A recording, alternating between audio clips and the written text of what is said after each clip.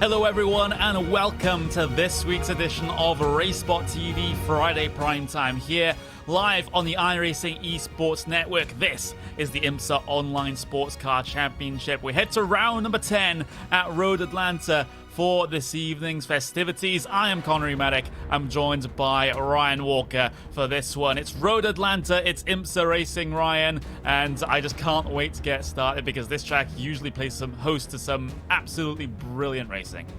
Yeah, me too. Road Atlanta, one of my favourite tracks for multi-class racing, and anytime this series has came to Road Atlanta, it's always been, like you say, great racing, and I think tonight is going to be no exception. But the keys tonight for this race for these drivers is going to be patience and just timing your moves and when to make them, and also being sensible through that SE section. Yep, you do have to tiptoe your way through there sometimes, especially in traffic. But there's a look at the schedule here for this 12-week series. We're heading very close to the end of it now. We have 3 rounds to go, including this one at Road Atlanta. We have that street circuit doubleheader for all intents and purposes, Circuit Gilles Villeneuve and then Belle Isle to finish off the official iRacing season. So certainly a lot to look forward to here over the next couple of Friday nights here on RaceSpot TV and on the iRacing Esports Network. But we got to get this one over and done with first. The race at Road Atlanta, and there's a little bit of a change compared to the vast majority of the races so far this season. This race will be 60 minutes instead of the usual 45. So hopefully 15 more minutes of awesome action. Yeah, absolutely, and also with it being a 60-minute race tonight instead of the usual 45 minutes, it's strategy is going to be a key factor right here, and I think several drivers could try a different strategy. Maybe some drivers will try and pit maybe halfway through the race and maybe just try something different and get an undercut if they get stuck in traffic.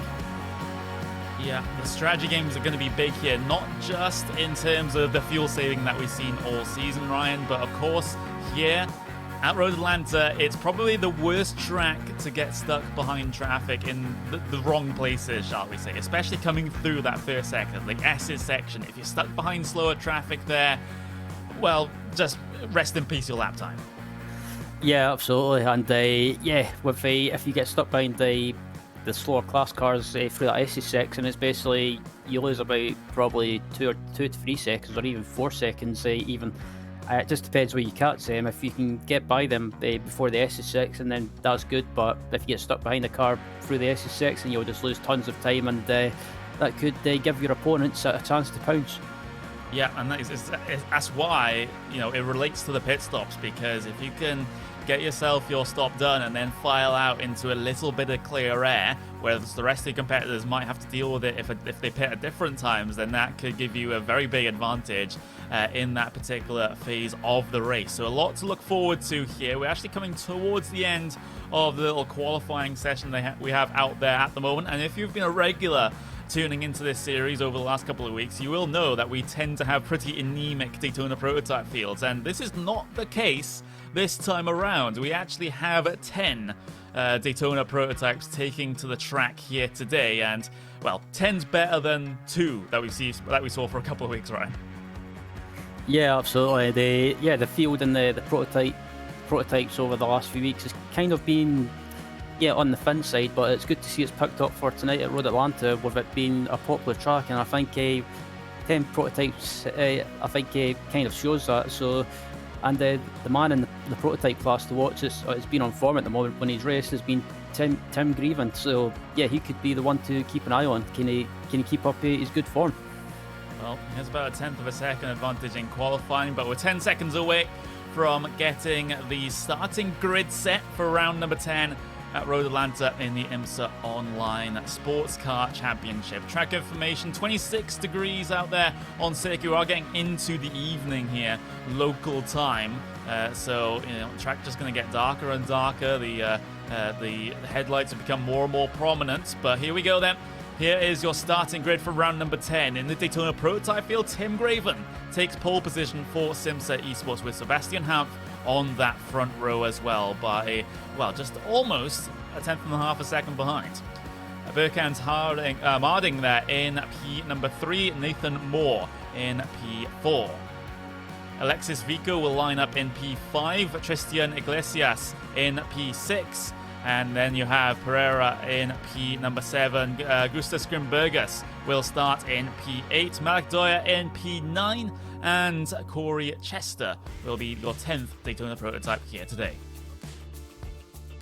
And in your GT Le Mans field, it is Lasse back taking pole position for Williams Esports. Of course, he's recently moved to that team from the RS competition stable, so he's going to be looking to make an impact here today. Ryan Barnveld there in P2, Max Esterson for Venderval in P3, Daniel Lafuente. That's not Triple E Esports anymore, it is Roman Grosjean's R8G Esports team. That's going to be lining up in 4th place. Andreas Joachimsen in P5 with Joao Brietz in P6. Alessandro Piccolo in P7. Philip Spencer will line up in the 8th spot. Igancio Pap in P9. Axel Ari in the 10th place position in GTLM. Barry Arens in P11. And Ville Ivanovan in P12. Lorenzo Zavoli in P13. Rubens Lorente in P14. And Jack Portsworth rounds out the 15-car GTLM pack. In GTDs, it looks like this. Sven Hasse in pole position with Lubomir Shivets in P2. Mike Nürnberg lines up in P3 with Tim Schilling in P4. Rune Yassens in P5. P6 go to Espen Shasharin there. I do apologize for that one. Mark McCormack will start in P7. Mustafa Mizaruli in P8. Ali Turkan in P9. Jens Fischer in P10. Mark Fletcher in P11. And Yago Rosado in P12. Andrew Brown will round out your entire grid here today of 38 cars. So, as these guys get rolling on their full pace lap of this Road Atlanta circuit, it gives them ample time to get their separation. But as you can see, Ryan, things are getting pretty dark already. It is just past 8:45 in the evening local time, so that's just another element that the drivers have to deal with, a little bit more limited visibility to what they used to. Absolutely, and it's starting basically a sunset, but as the race goes on, it'll probably finish like in the dark. So yeah, these drivers will need to adapt as the race goes on, and just have to think about stuff like braking points, when to brake, and maybe just readjust a little bit. But I'm looking forward to this race, and it should be a good one. Live timing is available for this race, and it's racespot.tv/timing2. That's racespot.tv/timing2. If you have a particular driver, a particular class, or a particular battle that you want to follow along with that we're not showing on the pictures, and the best way to do that is to look at the timing. So racespot.tv/timing2 for all your timing needs as we get ever closer to the start of this event. You can see the very healthy Daytona Prototype field head its way towards the end of the back straight. Ample opportunity for slipstream passes here down in towards turn 10A and 10B. Also, with that slipstream, ample opportunity to get some fuel saving done to hit the numbers in terms of the strategy as well. So, final chicane. They're heading their way through now, and that pace car will pull down on towards pit lane and then give the field over to Tim Graven, and he will dictate the race start. Pace car onto the safety of pit lane. Down the hill they come, through the final corner. Green flag out at Road Atlanta. We're racing for 60 minutes. Battle for P3 early on in the Daytona Prototypes. Nathan Moore and Maring going side by side through to number 1. Maring just about able to get ahead through there, and he has the pass done coming up in towards turn number 3 for the first time. GTLM lands though. What's happening there? Lasseback still leads them through the first sector. Max Esterson has been able to improve position up into P2. He leads that little string of cars that you can see up on screen for you now. Barneveld in P3. Lafuente down a position as well. As meanwhile, GTDs then, Sven Hasse still leads them around, but I see a GTLM that's trying to rejoin the racetrack off the pictures. There they are. Out into the wall they go. Rubens Lorente, that was a shambles of a rejoin attempt. Yeah, that was a bit silly by him. As we look at the replay to see what happened, for him to be on the grass, and it looks like coming up to the start of the S's, and it looks like he just got tagged around.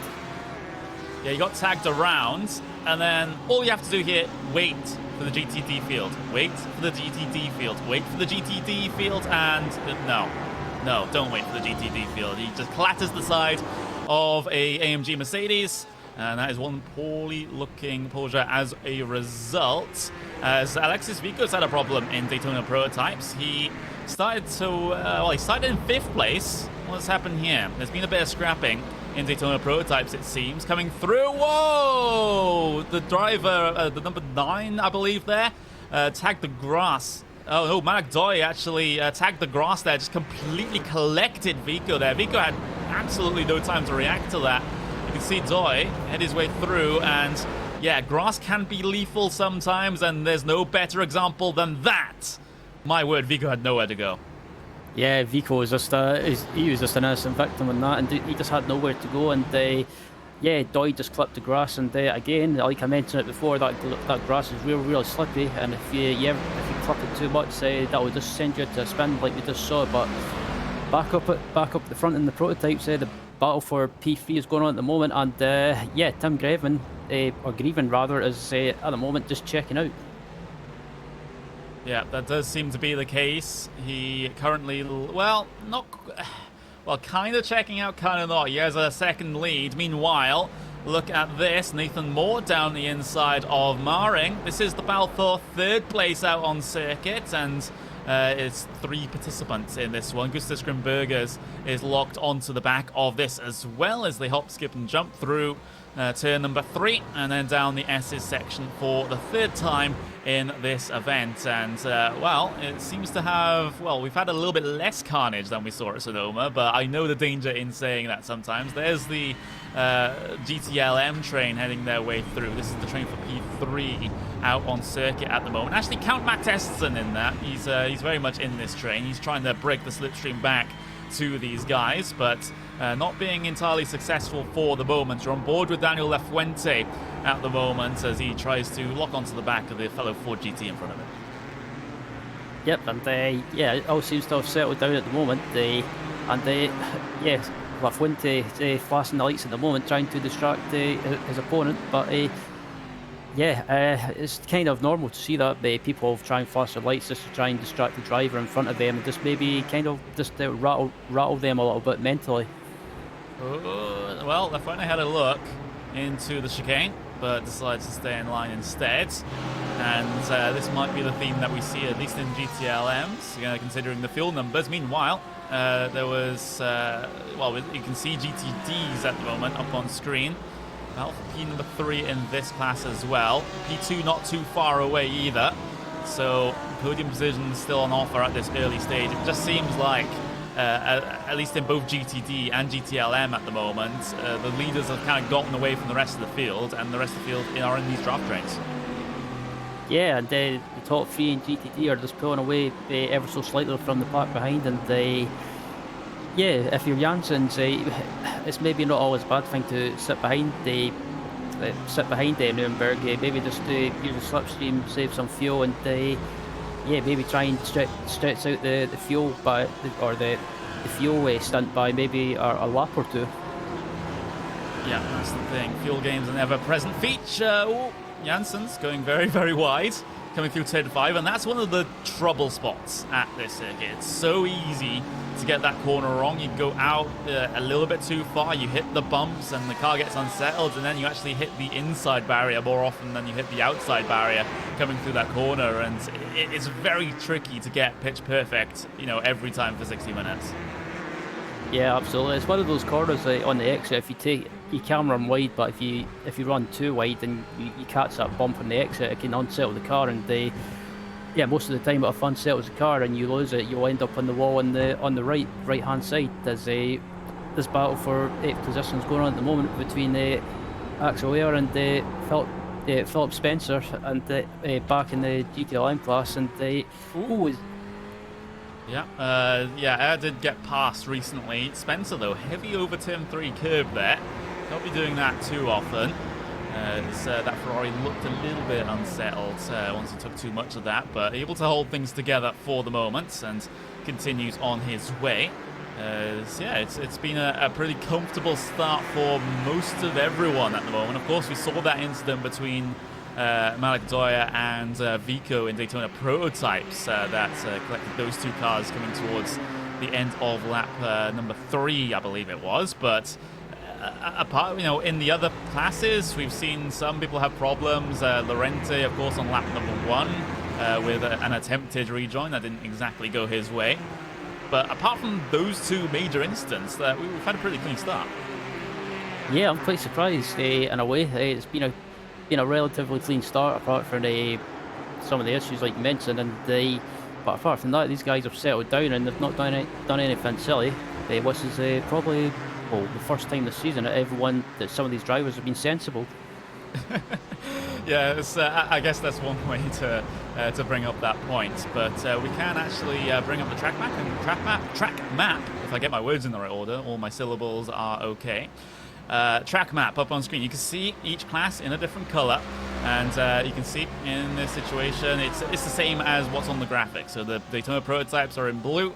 You see the GTLMs are in green and GTDs are in yellow, and you can see, at least the prototypes are catching a little bit of stragglers from the GT classes, but they're not in a position yet where they're actually catching a huge amount of traffic. So this is still a good stage in the race at the moment in terms of just clear air running, and the cars that are around you are just cars of your own class that you're trying to battle with anyway. But in the not too distant future, there's going to be other classes of cars that you have to try and negotiate if you're in some of these faster classes. And of course, if you're in the GTD class, you have to have your wits about you, because not only do you have 10 Daytona Prototypes this time trying to work their way through, you also have a pretty spicy GTLM field trying to not lose too much time as well. So I think in this case, in a race like this, the worst place to be is actually in the GTD cars, because these drivers are going to be so aggressive with you because you can lose so much time behind another car at this track.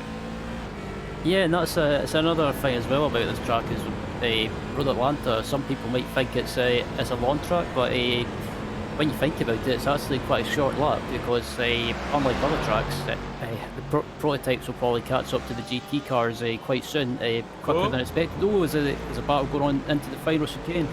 Yeah, this is P3 in Daytona Prototypes. Nathan Moore has been able to fend off Gustas Grimbergus there, as Maring has lost positions here while he's on the back of this trio. Grimbergus looking down the inside at turn 1, but not going to find any progress there. Taking a different line coming up the hill here towards turn number 3, that blind apex, because it's just behind a bit of a crest there, so you kind of just have to aim at the apex, hope and pray that you've got it right. And now Maring on the back of this one trying to make some forwards progress, but it's been such a long time, it feels like we've commented on a Daytona Prototype battle. It's awesome. Yeah, it's been fantastic to watch so far, and this battle for the third place at the moment, these three guys are close together, and I have to agree with you. It's great to see more prototype cars on track this evening, and it's just a shame that the Corvette DP is no one seems to be able to race it that much anymore.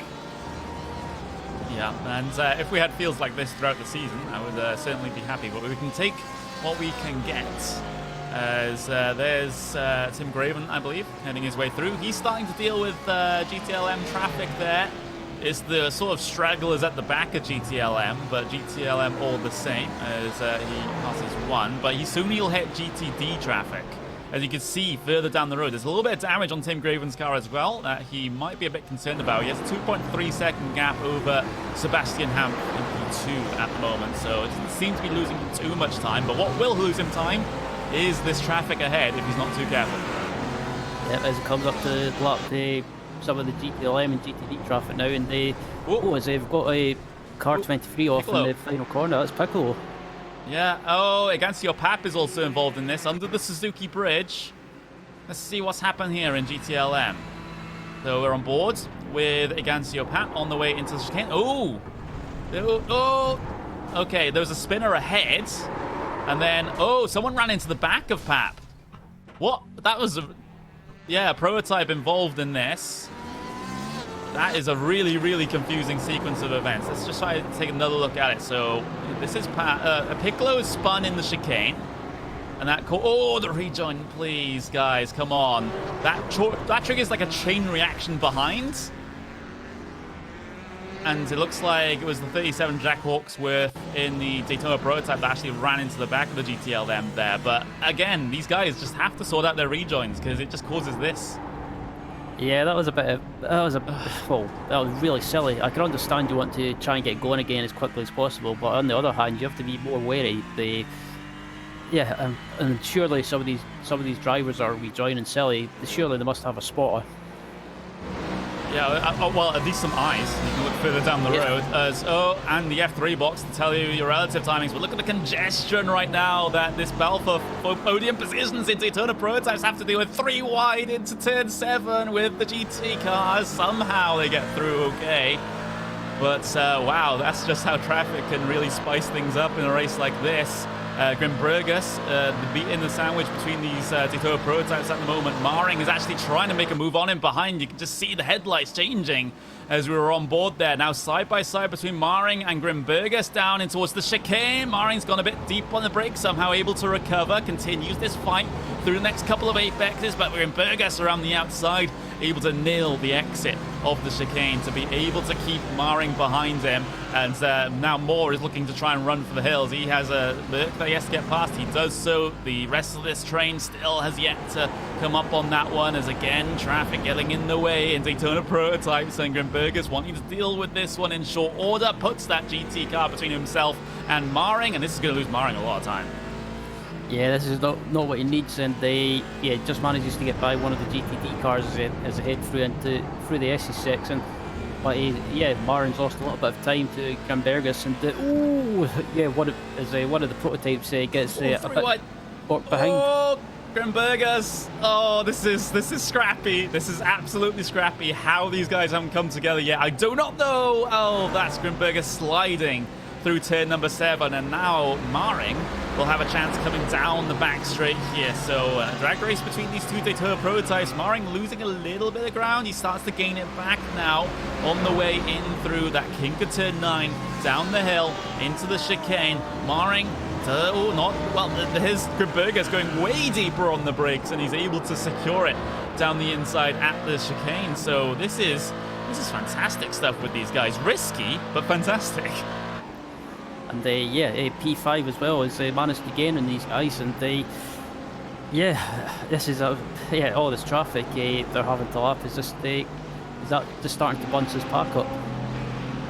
Yep, it really, really is, because you got Pereira on the back of this now, so count him in this fight. He's been able to gain a bunch of time back because these guys have hit roadblock after roadblock, and it's seemingly no end in sight because you can see more traffic down the road. We're running on board with the Brazilian of Pereira in P6, but P3 in his sights, just that little bit further down the road, a couple of cars further. Yep, and as they come up to a lot more GT traffic as well, and there's a lot more GT traffic up ahead in this back straight, and but they should be able to get by some of it before this chicane. But some of them tried to have to go around the outside of one of the GTD cars, and as they've got more into the final corner as well, this is going to cost them heaps of time. Yeah, Pereira going to get stuck behind the Merc, but Grimbergus is stuck behind an Audi, so everyone's stuck behind someone, it seems, in this situation. Down the inside at the final corner, not the safest place to try and get by, considering you're going, there's lots of bumps coming through that corner, and it's really a single line, so there's not a lot of room to work with when you go side by side through there. But into turn 3 they go, and they're giving space to the traffic. Not a lot of space, mind you, but space nonetheless. Meanwhile, GTLMs race lead battle about a third of a second. In fact, exactly a third of a second there between Lasse Back and Max Esterson. So Williams Esports versus Vendaval Sim Racing, two teams that very much know each other in the top level of iRacing competition. And it seems like we'll get them fighting once again as Lasseback leads SSM for now. Yep, and yeah, we know how quick Lasseback can be, and also Max Est in the past has been a quick driver as well for Vendaval Sim Racing, and yeah, I've not really seen Max around for a while. I think he's been around, but he's not really done anything competitively for quite some time, I believe. Yeah, so there we go. Making his appearance in this race. What better place to do it? 43 minutes and a half left in this race. 60 minutes, so longer than your usual IMSA race here in this series on iRacing. As Mike Nürnberg and Rune Jassens. This is in GTDs, because we've been focusing on the Daytona Prototypes for the longest time. We've kind of neglected the GTDs, but they still have their own battles as well, and this is one of them. For P3, Mike Nürnberg, Rune Jassens, Audi versus AMG Mercedes. Kind of stuck together like glue at the moment. Jassens just sitting in the slipstream of the Audi. Yep, and yeah, Jassens is still. Yeah, he's not tried to make any moves. He's just been more than happy to sit behind Nürnberg and again just use that slipstream and save a little bit of fuel. But in a straight line, that Audi seems to be just pulling away ever so slightly. Yep, trying to pull away. Gap is about half a second between those two. Will be clawed back by the Mercedes coming down the straight thanks to the draft. But there's Daytona Prototypes looking to get their way through, and this is the P3 battle in DPs. So they're not wanting to lose too much time, and they just show the nose down the inside and hope that the GT cars give them the line. But of course, the blue flags are optional in iRacing. You don't have to move heaven and earth to let a faster car by. You can just run your racing line, and it's up to the faster car to try and find a way around. Absolutely, and they managed to get by some of these couple of prototypes, managed to get by some of the GT traffic, and at the moment it seems to be spread out the GT traffic now, and so these prototype drivers will be able to just concentrate on just getting back into a rhythm and not being held up by GT traffic. This is Mike Nürnberg that they're getting stuck behind at the moment, and that's P3 in GTDs, so it hasn't really changed the dynamic of that battle at all. It seems like both of those GTD drivers were impeded just as much as each other due to the Daytona Prototypes coming through. So that one will remain as it is for now, but this battle still close in Daytona Prototypes between Grimberger, Moore, Maring as well. We also have battle in GTDs as well, P6, 7, 8 in this one, and 9. You can see the numbers on the windshield there. Those denote the positions of the cars. So there's sort of a quick reference for you. But this train heading its way through at the moment, and you're on board with the driver whose last name I cannot pronounce. I'm very sorry. I tried it on the grid. I don't know if you have any ideas, Ryan. I'm not good at pronouncing names either, and I'm not going to attempt it in case I butcher it up. Sharon. I'm going to say Sharon. Yeah. As Mark Fletcher took a little bit too much out of turn 3 and 4 there. Just drops back off of the camera there. He's being tailed by Mirza Uida in that number 22 car. Fletcher again having problems. Exit of turn 5 this time around, and it will mean that number 22 car can head its way around the outside, or at least try to at turn 6. Mustafa, where does he go? Oh, no. Turn 7's not an option for him. He's just going to have to sit behind now and draft off of Mark Fletcher. He has to be wary of McCormack behind him as well, who has the double toe on those guys. So you can see him with the 9th place position marker right at the back of that train, just sitting very tightly within the slipstream. Now decides to make his move around the outside for the first apex of the chicane. If you can hang around the outside here, you have a pretty good chance of getting it done through the next, but he just loses a little bit too much ground, and Mizui holds the position. Yeah, and these guys seem to be racing each other hard, but to be fair, I'd say, it looks like one of the prototypes as possible coming up to let these guys, judging by the flashing of the lights. But actually, that was one of the other GTD cars, I believe. Yeah, it is. Lasse back. It's race leader in GTLM, trying to get past. So this GTLM's coming up on GTD traffic now. The closing speed between those two classes a lot closer than they are in Daytona Prototypes compared to GTDs. So it's sometimes a bit tougher to try and work your way by if you're in one of those GTLM cars. But Lasse back showing how it's done for the moment. Gets one done into turn 6, and then probably will be getting these next two done down the back straight. At least one of them, at least one of them will be getting done by the time the chicane arrives. But yeah, this race is the dynamic is pretty nice at the moment. It's pretty clean, pretty calm, and you can see Lasse back down the inside of the Audi of Fletcher, clean through, absolutely no problems. So I'm surprised we haven't seen more incidents between lap traffic here, considering how close some of these cars have got. Yeah, absolutely, and back in the prototype class as well, the battle for third place is still going on between Max Esterson in. Yeah, Max Esterson into the pits. Nathan Moore, Gustas Grimberger, Moore down the there's Gustas Grimberger down the inside of Moore, excuse me, for the Sim Racing Channel car, but can Moore come back at him? We actually have Max Esterson down on towards the pit lane. So it's a bit early. I mean, if you're splitting it halfway, you're going to wait at least another couple of minutes before doing that. But Esterson down in early. And this is what I was talking about in the pre-show. You don't necessarily really want to stick to one strategy here of, say, coming down in at 30 minutes or coming down in when the fuel tank's dry. You want to find that gap in the traffic, and I don't think Esterson has quite found one. Yeah, I think I don't know if he decided just to dive into the pits now and maybe just get try not to lose too much time when being lapped by the prototypes, but I think that's a bit early to be pitting. But you never know, maybe it could work. But at the moment, he's being held up by other cars in the GTLM class. So also, did I see that stop time is 15 seconds? Might have been penalty related, so that might have been why he had to come down in early. I can't imagine why though. But still, it could have been unserved slowdown penalty, something like that. I'm not entirely sure, but there we go. So Max Esterson, or it could have literally been a 15-second stop, who knows? But Ryan Barnfeld and Daniel Lafuente in GTLMs here in the Ford GTs. The Ford GTs are ever popular in GTLMs, and why not? They are the fastest car in the balance of performance at the moment.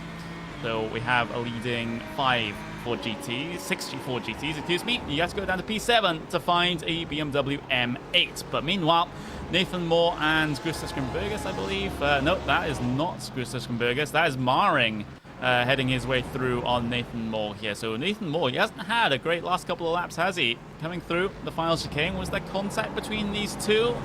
Well, a close battle nonetheless. Up under the Suzuki Bridge they go. And is it side-by-side through the final corner? No, it's just Moore going to back out in that one. So, yeah, Moore's not had a great time over the past 10 minutes or so with losing 2 positions. Yeah, he seems to have lost some pace a little bit, and just maybe lost his rhythm as well. Excuse me, as back up in back down in GTLM as this battle for second place as they ride on board with Daniel Lafuente as well, who's trying to gain that position, and they can't seem to get by at the moment. Yeah, he's sitting in third, but Barneveld has done well to keep him behind at the moment. But there's that other element that we always talk about in these sorts of races as well, and that's hitting the fuel numbers. PTD traffic ahead of these guys, and you can see Barneveld just dipping into the slipstream to just get that little bit of extra speed, and hits the brakes into turn 6. Yeah. So coming up to that point, maybe a couple of minutes time, so a couple of laps before we'll start to see scheduled GTLM stops at least, or even at that point scheduled GTD and Daytona Prototype stops in that point. So halfway point you might see a good couple of cars head down on towards the pit lane to get their one and only scheduled stops done. But as you can see, side by side between these two, then into the chicane they go. Lafuente up into second place in GT Le Mans. Barneveld trying to get the run off the corner here, but I don't think he'll quite be successful. Follows closely through the final corner, and if he can line up a good run through here, he might have a chance into turn number 1. Sits in the slipstream. Does he angle towards the inside? That's going to be a no. So La Fuente, position gained. Yep, that was a good move by La Fuente as well. They managed to get the run onto the back straight and get the slipstream and get the inside and get the move done. And yep, it looks like he looks like he's a quicker car out of these two at the moment. Yep, he really does. Barneveld will have quite a task on his hands to even keep tabs on La Fuente here. There's a little bit of a bobble through to the exit of turn 5, but able to keep things together for the moment. 33 minutes left remaining in this race, so around about 3 minutes away from the halfway point where you'll see cars dive on towards pit lane and get their one and only stops done. But, you know, not everyone's going to go for that sort of strategy. We've seen many times in this series them preferring to drain the fuel tank, as Igancio Pap has had an off there. Can't quite see where it is. It's absolutely pitch black out there, but we'll see on the replay. Looks like it's going to be the last corner. The driver from Iberia, into the grass. That's exactly the same thing as what Malik Ndoye did in the Daytona Prototypes at the very start of the race, just dipping 2 tires into the grass on corner entry to the final corner, and that's what happens. Yeah, absolutely, and they riding on board with Pap as well. For a better view, and it looks like he just went right onto the curb and caught the grass, and just around she went. Yeah, and has to wait and be patient with the rejoins, and it looks like he'll be able to do so. So there we go. That's how to rejoin the track safely. Off of the way, loses a lot of time, but you'd rather lose a lot of time than lose lots of positions. And actually, I'm seeing Tim Schilling currently spun around out on circuit. The number 17 car that was in P5 in GTDs is now in P7 as he'll rejoin. And I think this is one of the first times that turn 5 has struck here. Actually, if we can get a replay of this, he aims for the apex of the corner, and then does he hit it a bit too hard? Let's have a look on the onboard. Ooh, yeah, he clears that curve a bit, doesn't he? Car didn't like that. Yeah, it's one of those corners. You want to try for the left-hander before the exit. You want to try and take as much curve as possible, but downside to that is like we just saw from Shallon, is if you take too much of it, it unsettles the car and makes the rear end all loose, and unfortunately most of the time you're just going to end up on the wall. Yeah, not quite a wall there for Tim Schilling, so he's able to keep that car going. But although he is down a good couple of positions now, he is in P7, he was running P5 before that incident. There's the race leading gap in GTDs. Ben Hasse leads by 14 seconds over Shivets. So that's a decent gap for Sven Hasse. He has a lot of breathing room to work with, and you know, even if this stop doesn't go his way, he can still just eat into that time and be okay. Yeah, and Sven's basically just pulled away from the rest of the pack, and his Essenson's off. Oh, Essenson! He's hit the wall, I think. This was let's have a look. Essenson, he came down in for an early stop from the front of the field. What has happened? Turn number 1, absolutely fine. Heading up into turn 2 and turn 3. Is the Daytona Prototype going to clatter into someone ahead of him? Oh, it just hits the back of the Ford GT. Trying to go around the outside. I'm not entirely sure what Essenson was trying to accomplish there. Maybe a different angle will be more forgiving. But yeah, that's a bit of an awkward one, because you can see the Daytona Prototype trying to get through on... Oh, makes contact with the GTLM there, and Essenson just gets too close for comfort. Yeah, I think I don't know if he was trying to get by the other. Yeah, but GTLM. why would you in this SS section though? Yeah, that's what I mean. He was just being too eager, I think. I think so too. Tim Graven onto pit lane. So this is overall race leader. Daytona Prototype leader down in towards the pit lane. Malik Ndoye has had another problem, I think, since he's showing up as being the cause of a yellow flag out on circuit, the number 19 car, as he's still out into the on the grass and seems to be in no rush to try and get that car away. So it seems like, let's have a look on the replay. Turn 6. Oh, exit turn 6. Out into the grass he goes. Can't rejoin the circuit. Tries to lock that car down. Boop, into the wall. And it seemed like he's just consigned to that fate and decides to stay there. Yeah, I'm not sure why he didn't try and get going again. It wasn't really that big of an accident. It was just a slight nudge, and I think he would have gotten away with that unless he got a meatball flag. Graven, long stop for him. Grimbergus was able to gain actually a bunch of time, about 8 seconds over him. There's Gustas Grimbergus. It wasn't enough for Grimbergus to get ahead of him, but it does mean that race lead gap that Tim Graven had is looking a little more anemic as more cars down on towards the pit lane. We have just passed the halfway point, so this is why you're seeing lots of cars now decide to take their one and only scheduled stops. That's P2 in Daytona Prototypes heading their way in.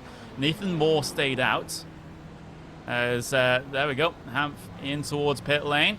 And this is going to be very interesting because where does he come out in relation to Graven? Because we know Graven's had a long stop. Yeah, I think I'm just watching his stop at the moment as well to see how long it is, and about 16, 17, 18. Yes, I think it'll be close. Yeah, Grimbergus was at 26 seconds, 25 seconds, 25.8 for Sebastian Hampf. He might come out with the race lead here.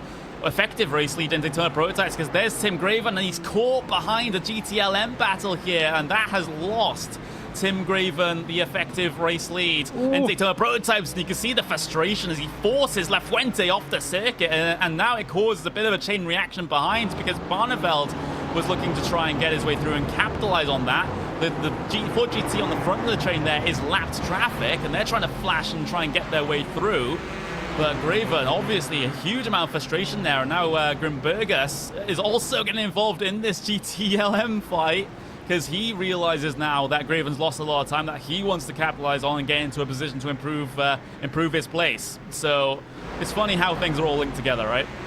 Yeah, absolutely. And yeah, I think I was a bit of, like you say, I was a bit of a frustration from Tim, but on the other hand, it was slightly silly to try and do that and they possibly ruin another class cars race. But I guess if you don't want to lose too much time, it's one of those things. What do you do? As though this battle for second place in the prototypes is going on at the moment between Maring and Hampf. It's basically first place because Maring, Hampf. As we've got Moore out of the pit lane. Where's he going to file out then? Because now it's going to be. Let's have a look. As he's there, he is. Is he out in front of these guys? He is. Wow, that is a mega stop from Nathan Moore. So this Daytona Prototype field has been turned on its head. Long stop for Tim Graven. I have to say, relatively short stops from everyone else. Nathan Moore, 21 seconds on his stop. Burkhard Maring only was stopped for 19.5 seconds. So is this the case that some of these DPs have short fueled or were able to save a lot of fuel in that first stint? That's a good possibility, and I was just thinking as well about Tim's stop. I don't know if it was just a slow pit entry or I think he might have got a speeding penalty. Yeah, I think for Graven the maths kind of works out, but yeah, that's absolutely huge there. I kind of want to go back to see if he took any tires because that could be the situation. But why would you in the night with the track temperatures being cold? So there we go.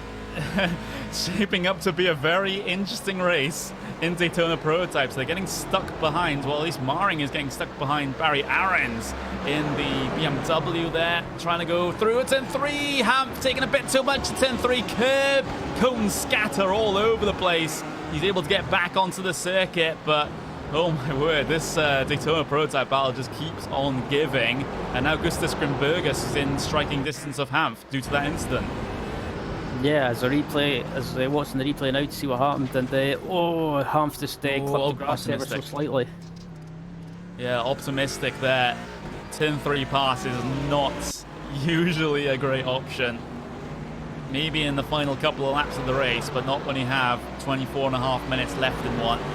but there's the battle between Hampf and Grimbergus up on screen. So this is the battle for P5. So it's basically the front half of the Daytona Prototype field are within a shot at podium positions here at this point. But Grimbergus around the outside of Hampf into the braking zone for the chicane. Can't make any progress around the outside there. Grimbergus drops back in line. We've had Lasse back have his stop for GTLM race leads. There we go. He's out there and he's still in the race lead.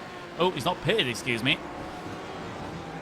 So he's overall leader at this point. So because of all of the Daytona prototypes having pitted and the race leader in GTLM's not pitted, it means we have a GTLM overall race lead. Yeah, and I was quite often say it. I was quite surprised myself when I seen that, but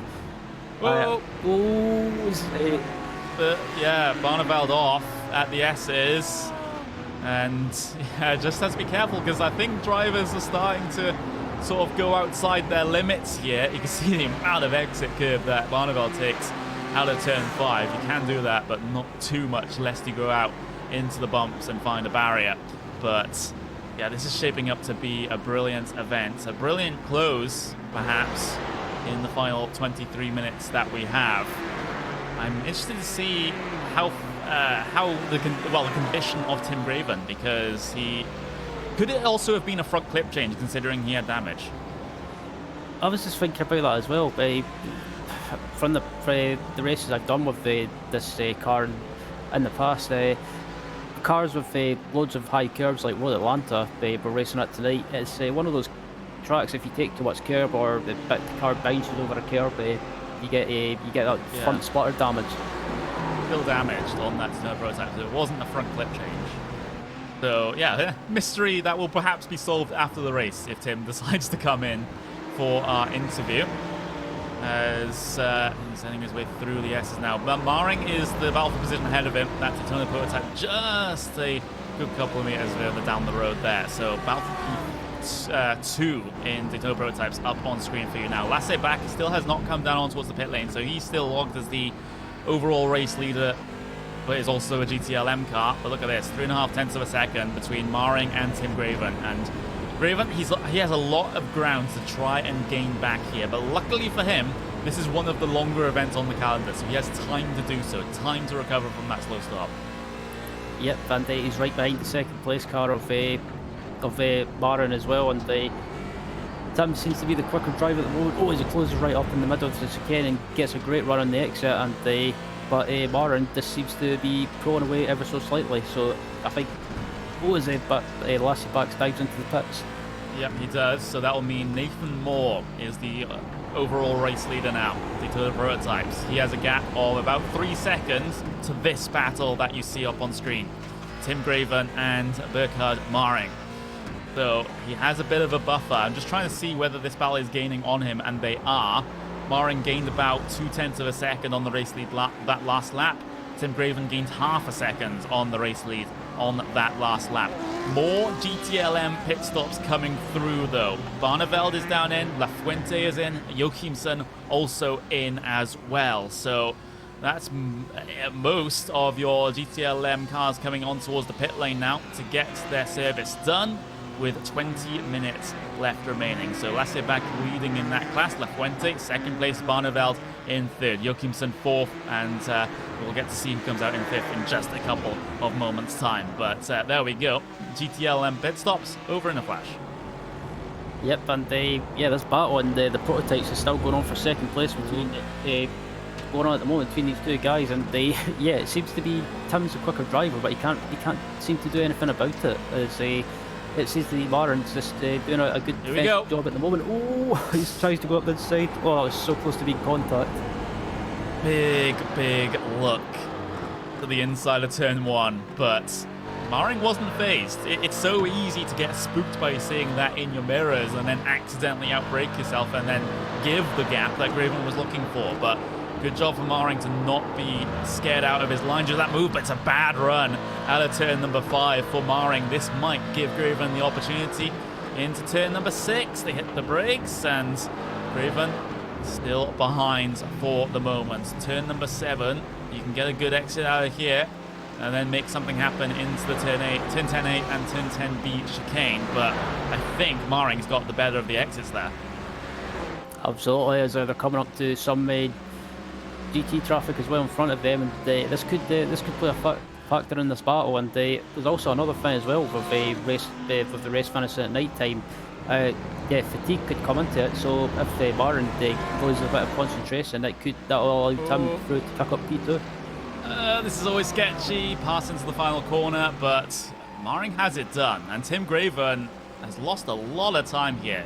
He's lost about 1.2 seconds. Gap stands at 1.4 now, so Graven really struggling. Did he get slowed down through the chicane? Or I wonder if he was just waiting. Yeah, it looks like he got slowed down through the chicane. That's the last thing you need if you're Graven.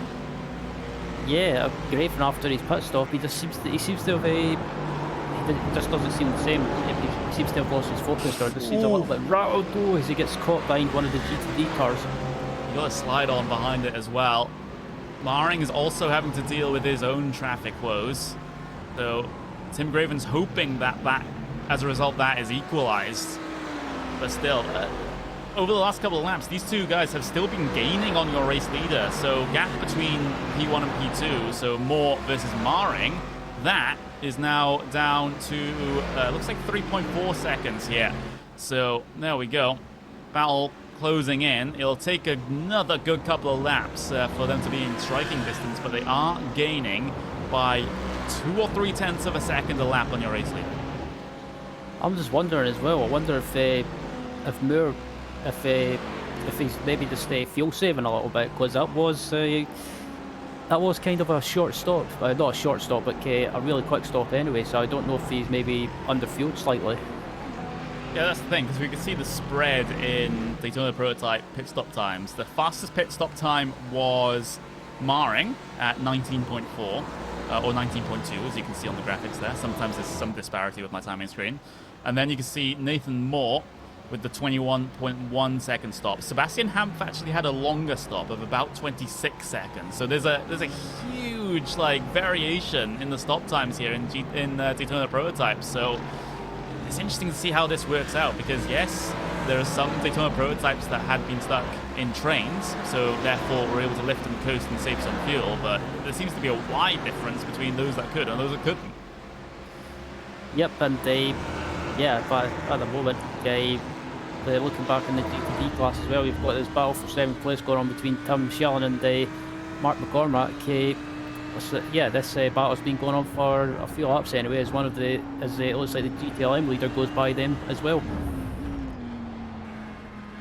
Riding on board with McCormack, as his target is the Audi of Tim Schilling. That's currently getting passed by Apple GT. Meanwhile, Maring and Graven battle is back on. Graven has been able to close in the gap, and there's another battle in Daytona Prototypes as well, P4 between Hampf and Grimberger. So, this is the racing that Daytona Prototypes can give you sometimes. If we had more cars on a regular basis, maybe this is what they'll be like. As look at that, Tim Graven, good run through turn 5. Can he capitalize on it into 6? That answer is going to be no, but he doesn't need to for the moment. Still 16 minutes left in this race, and these two cars are still gaining on the race leader. At least Tim Graven did with, the fastest lap of anyone that last time around. And it looks like Graven got a good exit onto the back straight, but again, it's been the case with Marin as well. He just seems to pull away ever so slightly as Graven's got the slipstream and tries to basically goes up the inside into the chicane. Oh, there we go. Very clean pass there for Graven. You can see Maring left the door open, left the door slightly ajar and just let it happen. Didn't run him tight towards the inside either, so it was a very passive situation there for Maring. Didn't even play the defense. Yeah, it's like I thought Marin would have went defensive. It just seems to be as soon as he saw Tim close up right behind him and seen Tim go for the move up the inside, just decided not to make a fight of it. In that situation, you're hoping the car that goes down the inside will accidentally upbrake themselves, so you can take that wide arc and then you can nip back in. But it just didn't happen, and Tim Graven through very cleanly. Look at the gap he has already. It's up to 8.5 tenths of a second. he's gained that in the time that we were in the replay. So I think it's obvious who was the faster driver there. Absolutely, and yep, I think Tim Graven with about 14 minutes left in this race. I honestly think if he keeps it clean and just does consistent laps, he can close down on the leader.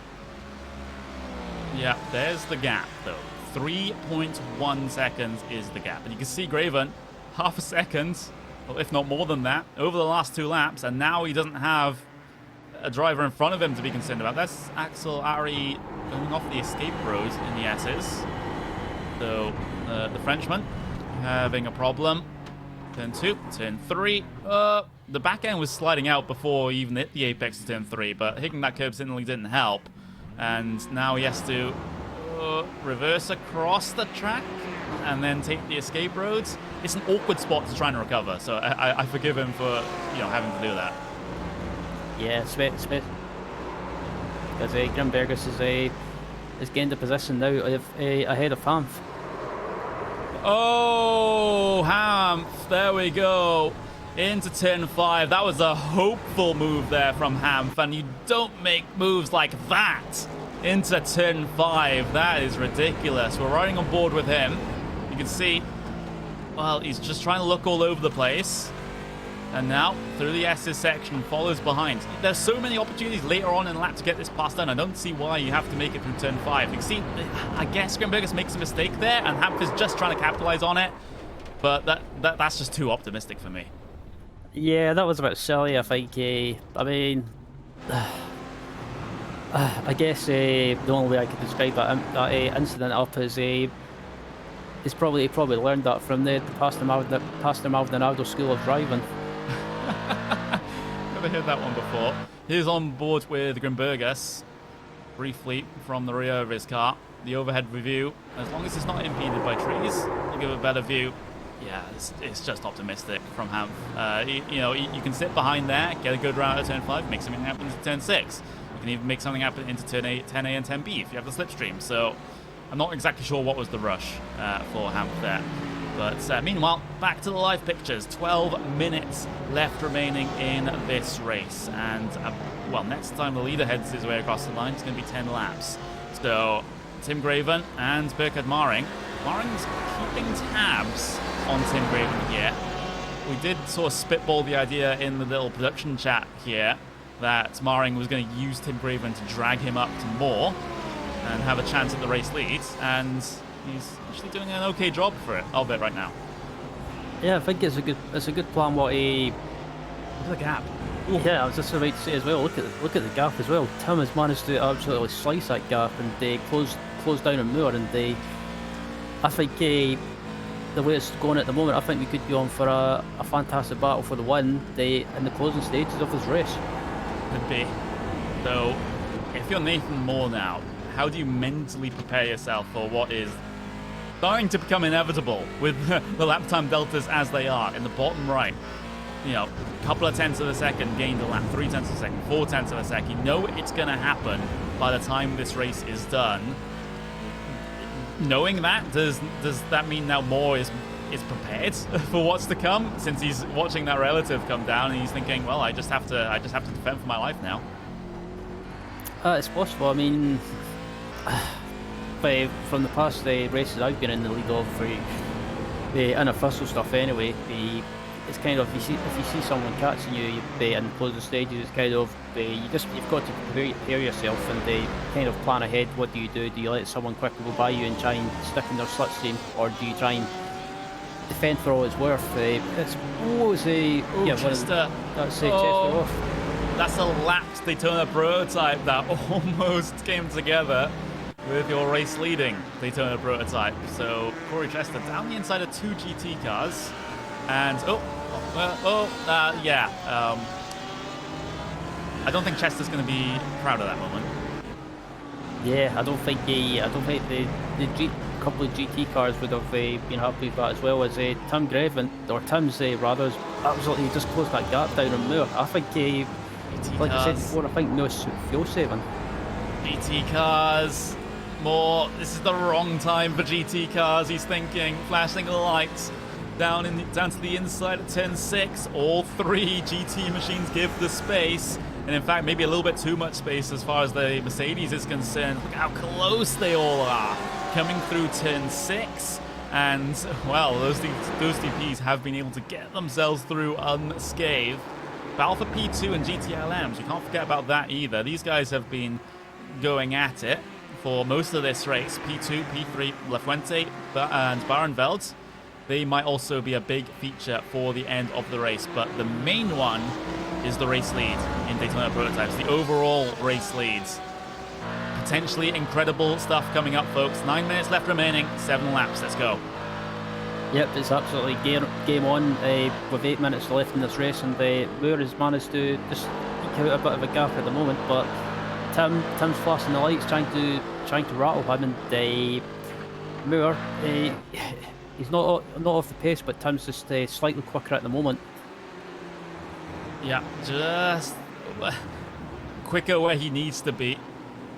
La Fuente and Barneveld is the battle that we're going to sort of be watching with half an eye as well, as those guys half a second between them. So major positions on offer here. I wish it was the case in GTDs, but it's going to be, we're going to be looking at trying to pay attention to both battles simultaneously here. This will be very useful if we had switch team cams like we do at some events, but we do not for this one.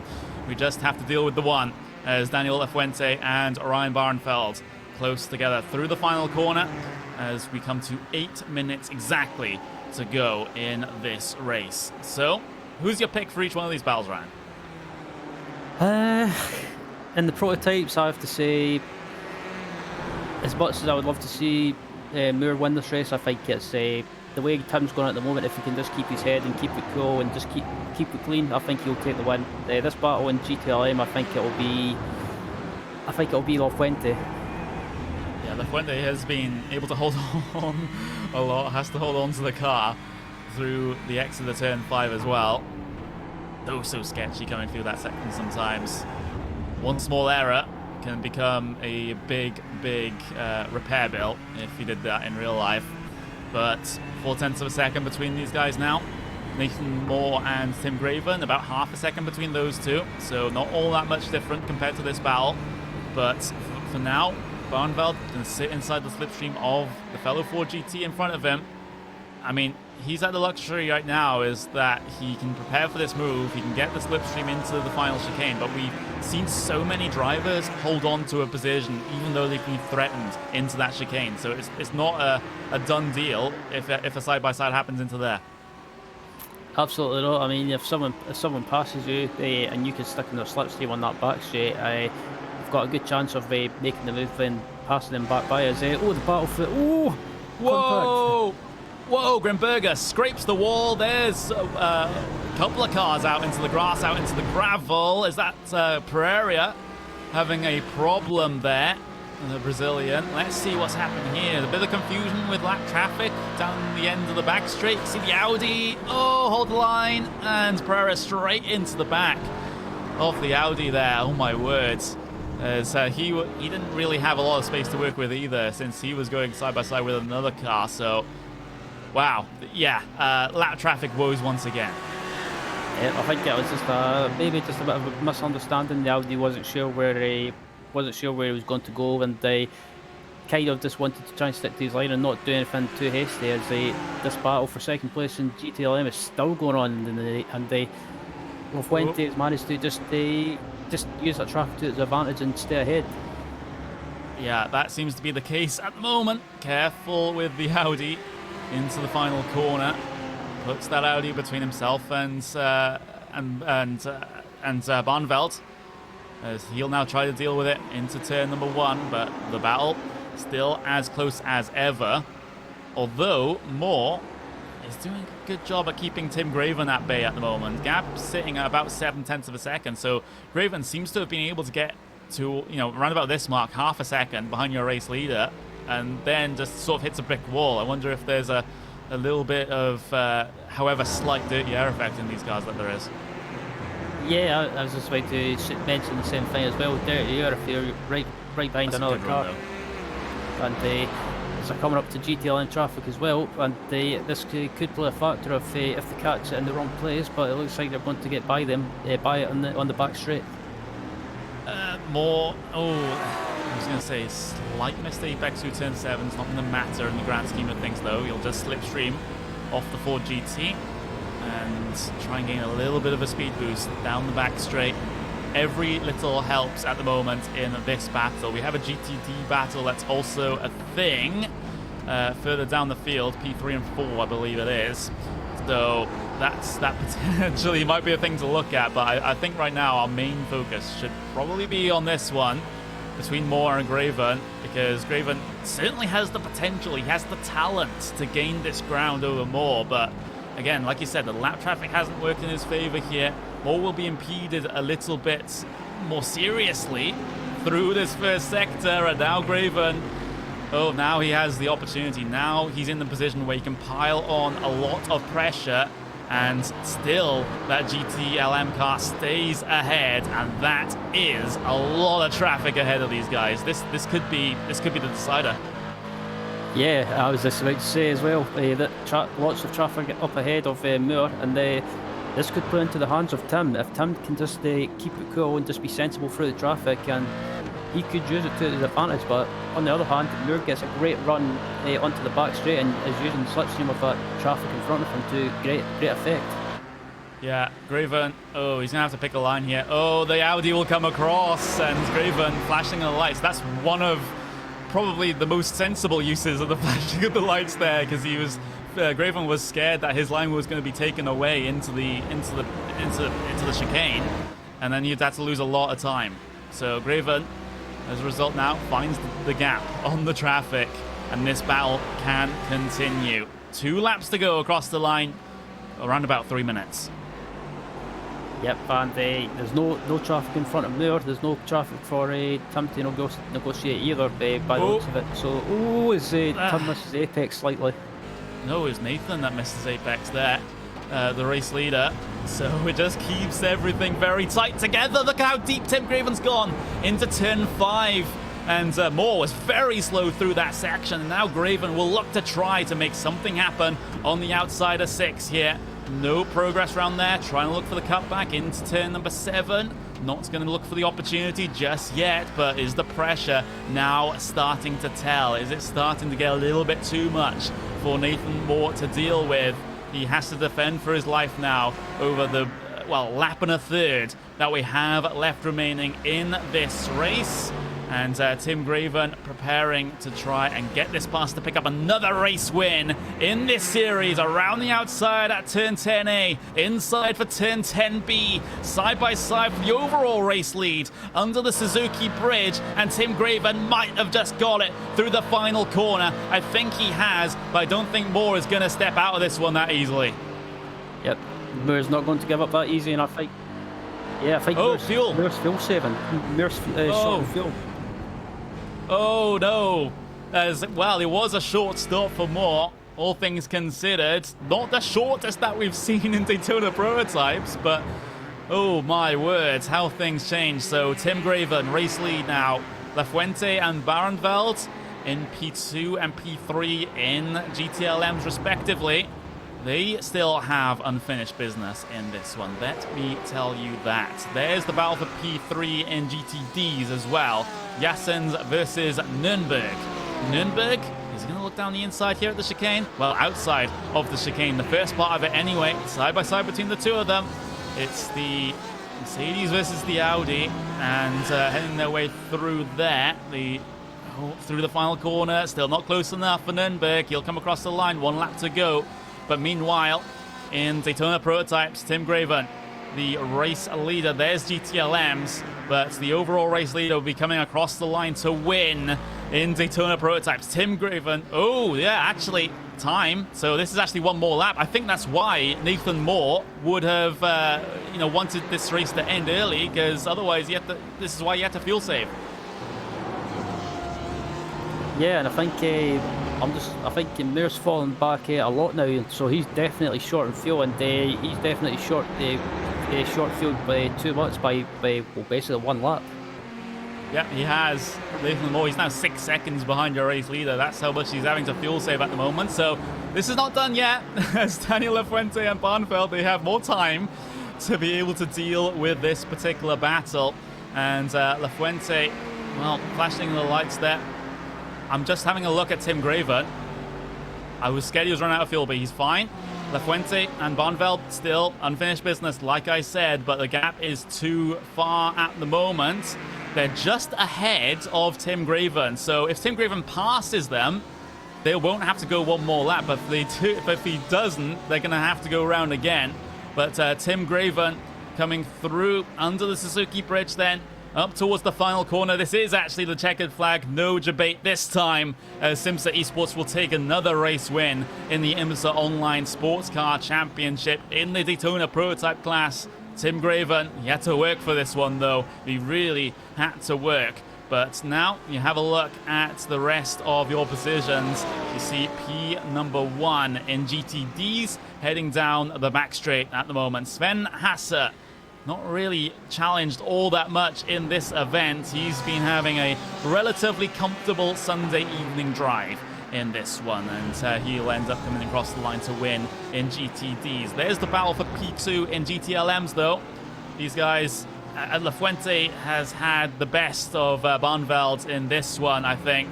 So the gap, I think, will be a little bit too much coming towards the end of this lap. But Sven Hasse across the line will take the win in GTDs.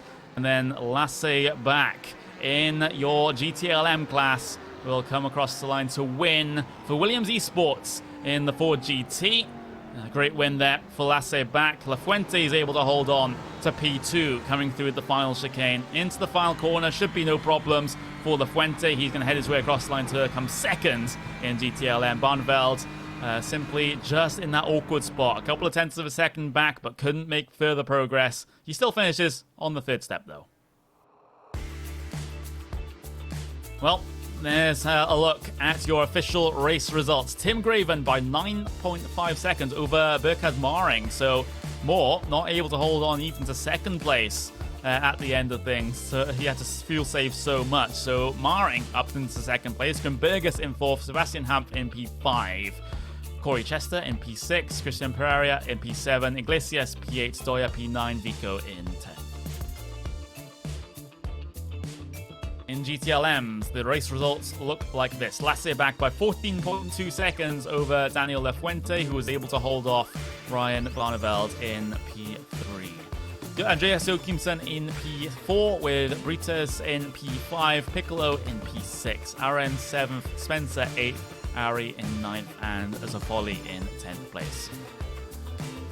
Against your Pap in 11th, Max Esserson in 12th, Rubens Lorente in P13, Jack Hawks with 14th, and Ville Ivanoven in P15.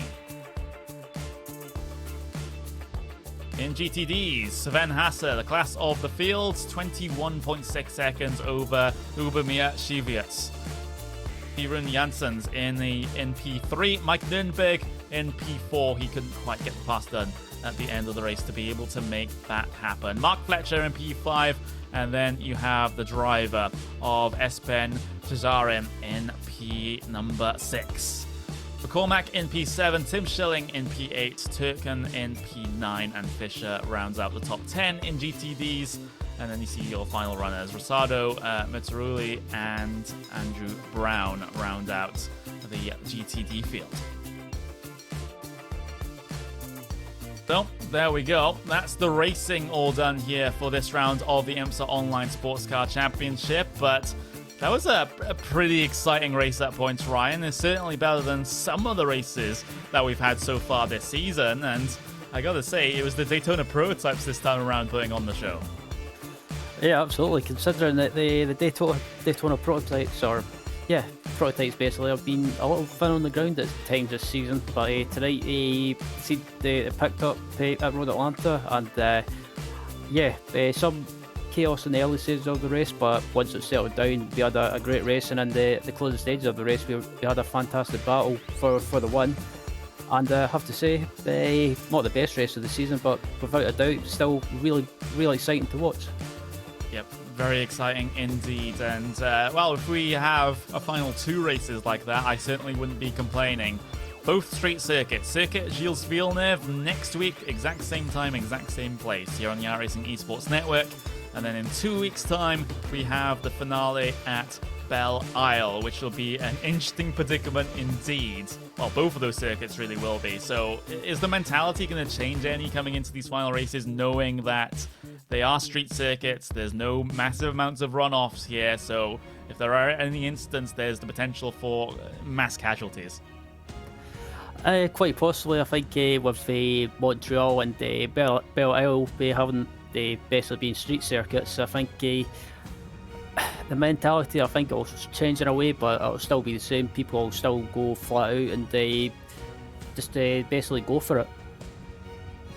Yeah, so, you know, if you want to see multi-class action in a relatively big field on a street circuit, then tune into the next 2 weeks of Race Sport TV, Friday prime time. But for this week's edition, that's all that we have time for. I've been Connery Maddock. That's been Ryan Walker. Thank you very much to Paul Smith behind the scenes making everything happen. Istvan Ballo for providing us our track TV cameras from trackcams22.com. But round number 10 at Road Atlanta for the IMSA Online Sports Car Championship is in the books, but we head to Montreal next week. Goodbye.